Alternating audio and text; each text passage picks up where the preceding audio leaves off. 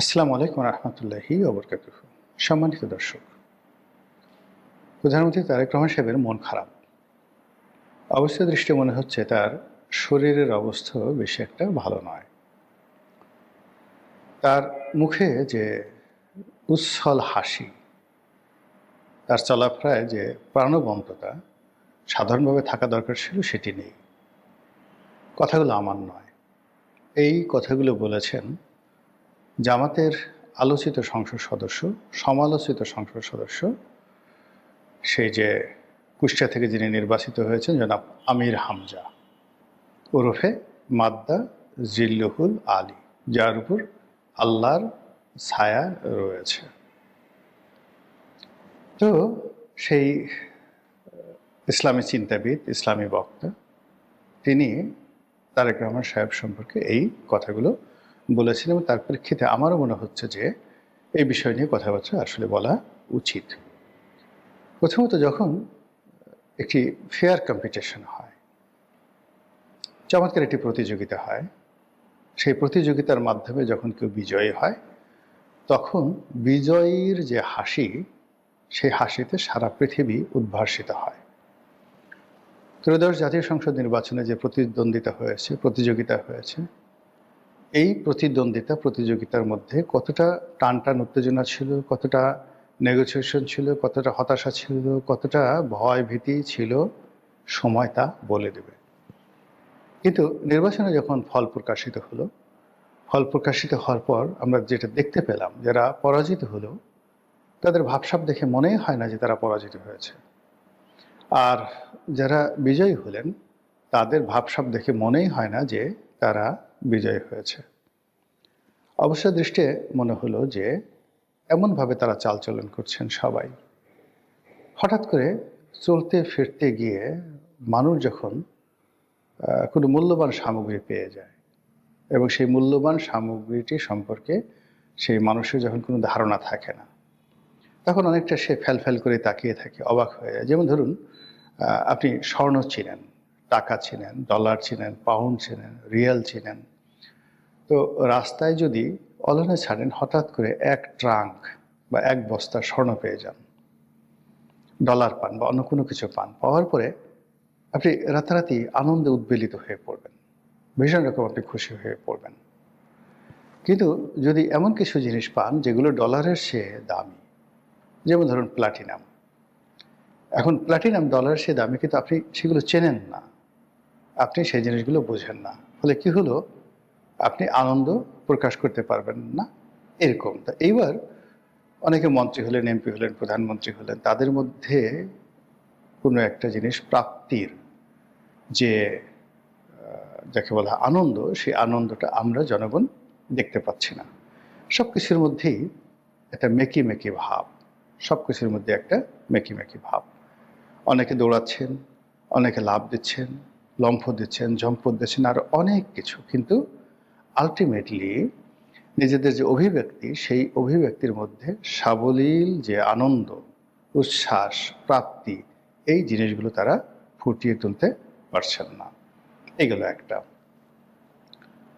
অন্যদিকে যেটা দেখা যাচ্ছে সেটা হলো যে বিরোধী দল জামাত, তারা পরাজিত হবেন বা হয়েছেন।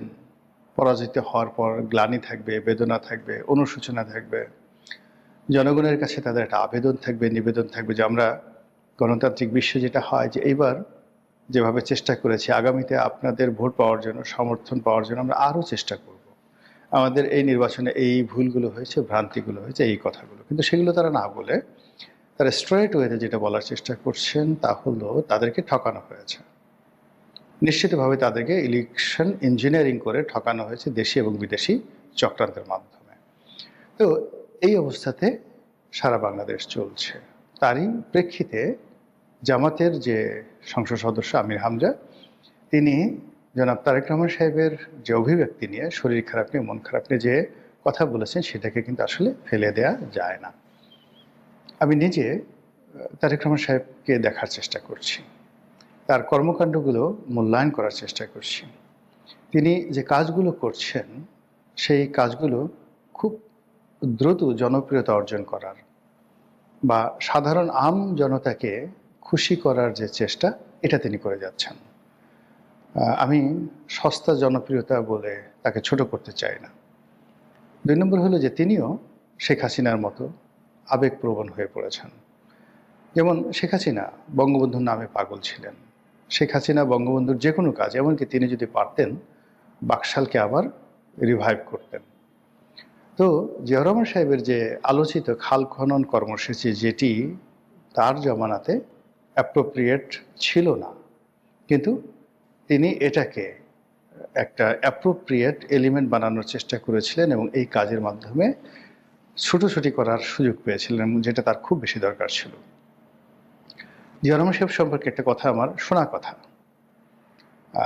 সেটা হলো যে তিনি যখন রাজনৈতিক দল গঠন করবেন, তখন বড় বড় রাজনৈতিক নেতৃবৃন্দ যারা আছেন তাদের মধ্যে আতাউর রহমান সাহেব, পাকিস্তান জামাতে যিনি প্রধানমন্ত্রী ছিলেন আতাউর রহমান খান, তারপরে মশিউর রহমান যাদু মিয়া, তারপর আবুল মনসুর আহমদ, এরপর মাওলানা আব্দুল হামিদ খান ভাসানী থেকে শুরু করে আরও যারা ছিলেন, শাহ আজিজুর রহমান মুসলিম লীগের, তো ওনাদেরকে তিনি একীভূত করার চেষ্টা করেছিলেন। কিন্তু তারা জিয়াউর রহমানকে সাহায্য করবেন কি করবেন না, যোগদান করবেন কি করবেন না, তিনি টিকবেন কি টিকবেন না, সামরিক শাসন, এই বিষয়গুলো নিয়ে তারা দ্বিধাগ্রস্ত ছিলেন এবং আলাপ আলোচনা করছিলেন।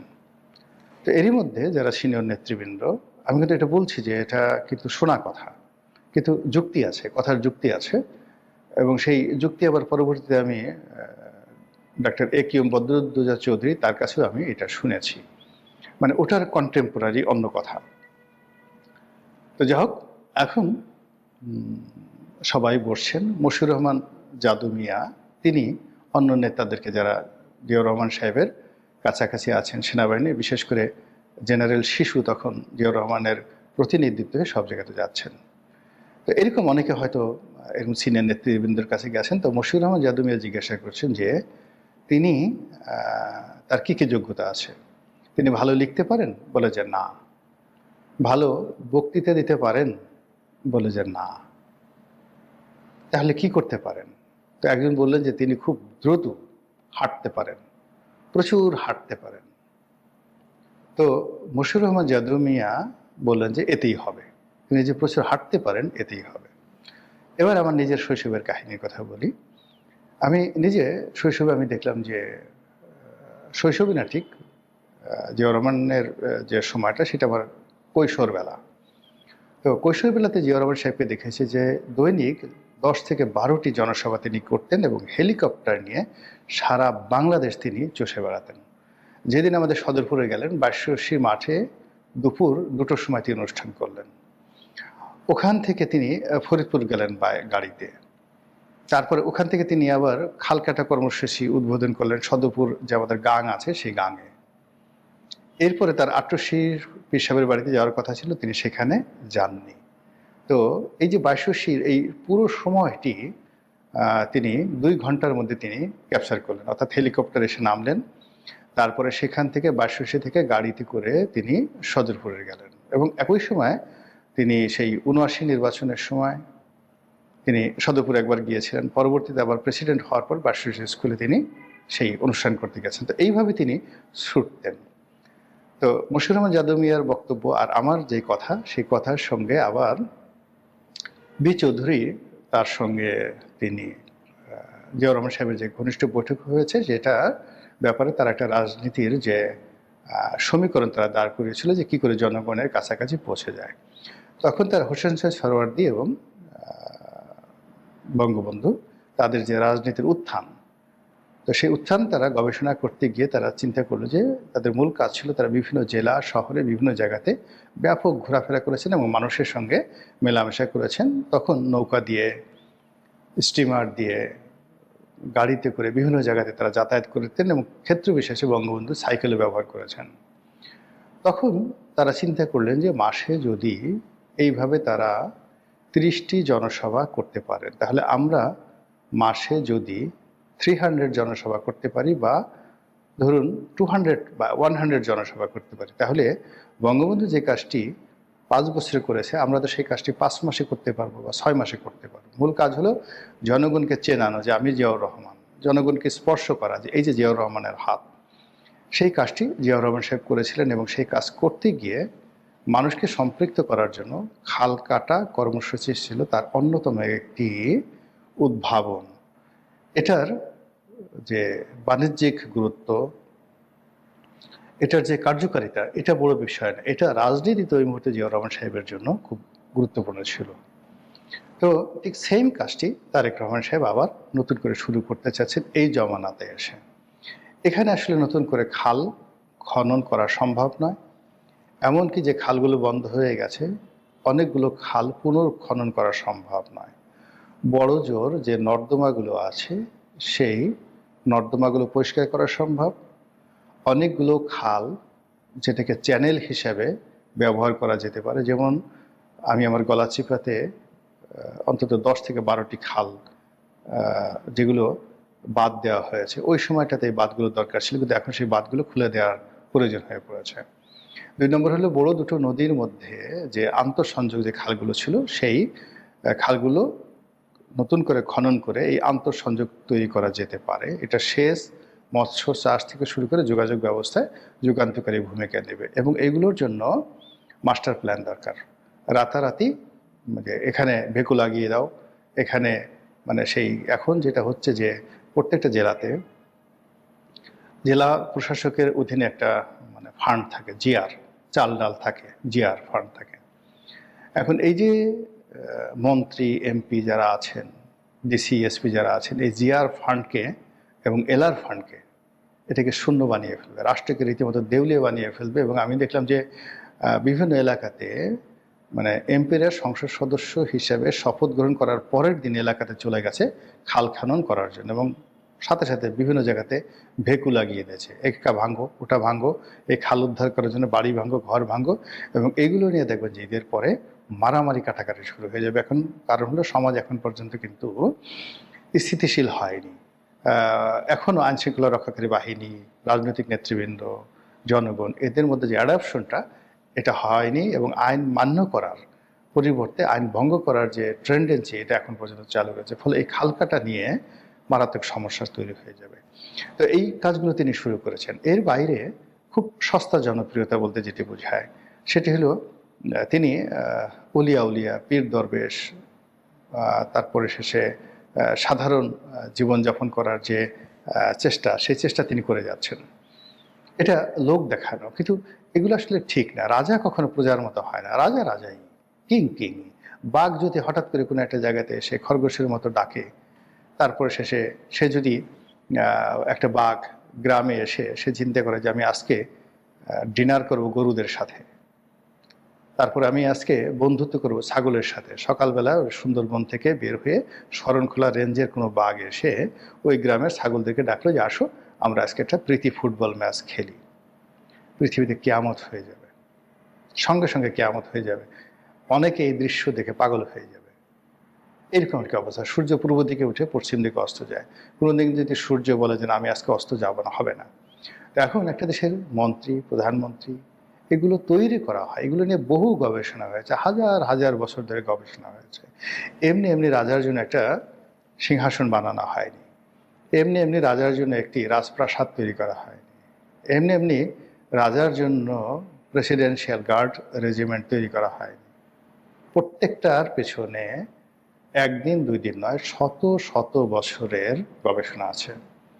আজকে আমরা যে সেনাবাহিনী তৈরি করেছি, আজকে আমরা যে ক্যান্টনমেন্ট তৈরি করেছি, আজকে আমরা সেনাবাহিনীর বিভিন্ন লোকদেরকে বিভিন্ন স্টার দিচ্ছি, তারা ঘাড়ের উপর সেগুলো নিয়ে ঘুরে, তারপরে বুকের উপর অনেকগুলো মেডেল নিয়ে তারা ঘুরতে থাকে 80 বছর বয়সে। এমনকি রিটায়ার্ড করার পরেও একজন সাবেক জেনারেল তার সারা জীবনের পদকগুলো বুকে ঝুলিয়ে তারপর শেষে সে ঘুরতে থাকে। এগুলো কেন? প্রত্যেকটার পিছনে গবেষণা আছে, কারণ আছে। সমাজে এই যে শ্রেণী বিভেদ, যার যার অবস্থান থেকে যে সকল কর্ম, তারা সেই সকল কর্ম করার মধ্যেই সমাজ এগিয়ে যায়। কিন্তু এখানে যদি কুমির গন্ডারের কাজ করে, গন্ডার যদি জলহস্তির কাজ করে, জলহস্তি যদি কাতল মাছের কাজ করে, কাতল মাছ যদি টাটকেনি মাছের কাজ করে, মুহূর্তের মধ্যে প্রাকৃতিক বিপর্যয় শুরু হয়ে যাবে। তো সেই অর্থে জনাব তারেক রহমান সাহেব খুব দ্রুত জনপ্রিয় হওয়ার জন্য, খুব দ্রুত যাকে বলা হয় মানুষের ধন্যবাদ পাওয়ার জন্য। তো এই কাজগুলো তিনি যে করছেন এটা আখের মানে শেষ অবধি তার জন্য বুমেরাং হয়ে যাবে। তো এখানে মূল ব্যাপার হলো যে যে কাজগুলো আপনি করবেন, আল্লাহ কোরআনের একটি আয়াতে চমৎকারভাবে এই জিনিসটা ফুটিয়ে তুলেছেন যে তুমি যে কাজগুলো করবা সেটা কেবলমাত্র তোমার রবের খুশির জন্য। তুমি যদি লোক দেখানোর জন্য আর মানুষের ধন্যবাদ পাওয়ার জন্য কোনো কাজ করো, ওটা দুনিয়া এবং আখেরাতে তোমার কোনো কাজে আসবে না। কোরআনের আয়াত। তো এই যে আল্লাহর এই যে বক্তব্য, সেই বক্তব্য অনুযায়ী যখন আপনি কোনো একটি কাজ হৃদয় থেকে করবেন, অন্তর থেকে করবেন, গুড ট্রাস্ট, গুড ফেইথ, এবং সে কাজটি যদি সঠিক হয়, আপনি সব বিশ্বাস করে সব কাজ করবেন কিন্তু সঠিক নয়, তাহলে হবে না। মানে গুড ট্রাস্ট, গুড ফেইথ এবং as well as that should B A perfect one, good one. তাহলে আপনার ভিতর থেকে এক ধরনের যাকে বলা হয় আনন্দ, উদ্বেলিত আনন্দ প্রকাশিত হবে। আমাদের এই সমাজে একসময় আলাউদ্দিন হোসেন সাহেব ছিলেন, ছুটি খাচ্ছিলেন, পরাগল খাচ্ছিলেন, যারা খুবই জনপ্রিয় ছিলেন, তারা অনেক কিছু করেছেন। কিন্তু আমাদের এই সময়টাতে জামাতের নেতারা অনেক সময় গিয়ে সেই আলাউদ্দিন হোসেন শাহের মতো তারাও শ্রী ভগবত গীতা পাঠ করার চেষ্টা করেছে। এগুলো লোকজন হাসাহাসি করেছে এবং এই সমস্ত কর্মে প্রফুল্ল আনে না, আনন্দ আনে না। কাজে তারেক রহমান সাহেব এখন যে কাজগুলো করছেন সেই কাজগুলো, সেটা তিনি নির্বাচনে যেভাবে এসছেন তার কারণ হতে পারে, প্রতিযোগিতা পরিবর্তে সমঝোতার কারণে হতে পারে, অথবা তিনি এখন প্রতিদিন যে কাজে নিজেকে নিবৃত্ত রাখছেন এই কাজ তাকে হৃদয়ের ভিতর থেকে, অন্তঃস্থল থেকে শান্তি দিচ্ছে না। এগুলো একটা কাজ। দ্বিতীয়ত হলো তার শরীরটা আসলে খারাপ হতে পারে। তার ৬২ বছর বয়স, লন্ডনের একটা ভিন্ন পরিবেশে ছিলেন, বাংলাদেশে এসেছেন ভিন্ন একটা পরিবেশে। অ্যাডজাস্ট হতে না হতেই তিনি প্রচণ্ড পরিশ্রম করছেন। এই কারণে শরীর ভালো না থাকলে কখনো মন ভালো থাকে না। সর্বোপরি তার মধ্যে একটা অজানা আশঙ্কা, অজানা ভয় কাজ করতে পারে। তার পিতার নির্মম মৃত্যু, যেভাবে তিনি চট্টগ্রামে সেনা বিদ্রোহে নিহত হয়েছেন, এটা তারেক রহমান সাহেবকে যদি আমেরিকার প্রেসিডেন্ট বানিয়ে দেওয়া হয় তবুও তিনি সেই স্মৃতি ভুলতে পারবেন না, এবং পিতৃ হত্যার সেই যে নির্মমতা, সেই নির্মমতা তিনি কখনো ভুলতে পারবেন না। এটা গেল এক। ২ নম্বর হলো যেভাবে তার মা সেই ১১ পর থেকে এ পর্যন্ত যে নির্মমতার শিকার হয়েছেন, কিংবা এরশাদ জামানাতে রাষ্ট্রশক্তি কর্তৃক যেভাবে অপমানিত হয়েছেন, এবং তিনি নিজে ১১ সময় যেভাবে জুলুম অত্যাচারের শিকার হয়েছেন, মারপিটের শিকার হয়েছেন, লাঞ্ছনা গঞ্জনার শিকার হয়েছেন, এবং গত ১৭টি বছর ধরে তিনি যেভাবে অপমানের জীবনযাপন করেছেন, রীতিমতো অপমানের জীবনযাপন করেছেন প্রবাসে। তারপর এই বাংলাদেশে এসে তিনি যা কিছু দেখছেন সব কিছুর মধ্যে তিনি যদি সন্দেহ করেন, অশনির সংকেত দেখেন, কোনো কারণে মানুষের অতি আদিক্ষেত্তা দেখে তার যদি মন খারাপ হয়ে যায়, এটাকে আমি অস্বাভাবিক মনে করি না। দোয়া করি আল্লাহ তাকে হেফাজত করুন, হেদায়েত দান করুন এবং তার কর্মে বরকত দান করুন। আসসালামু আলাইকুম রহমতুল্লাহি ওয়া বারাকাতুহু।